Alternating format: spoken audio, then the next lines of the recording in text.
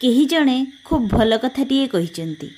मोर समयकू तो मु नष्ट करि देइथांती बंधु, किंतु मो आखिरे स्वप्न अछि, मन भितरे गोटिए आशा अछि जहाकू मु पूरण करबाकू चाहे। केबे हेबो केमिति हेबो मु भी जानिनी, किंतु जे कोनोसी परिस्थिति रे मते पूरा करिवार अछि, निज पई, निज परिवार पई, आ निजर फ्यूचर पई। मु ए भिड़ भितरे निजर एक स्वतंत्र परिचय सृष्टि करबाकू चाहे।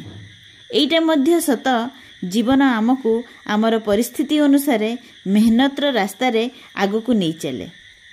से निश्चित प्रयास करुवा व्यक्ति को सफलता पाखरे पहुंचाई दे थाए। जी सबु बेले निजर सफलता पथरे आगको जाए, समयर नष्ट करे नहीं, सफलता पाइबा पर्यंत निरंतर चेष्टा करि चले, विश्वास रख से सफलतार शीर्ष को निश्चित पहुंची थाए। यह ही सफलतार प्रकृत रहस्य।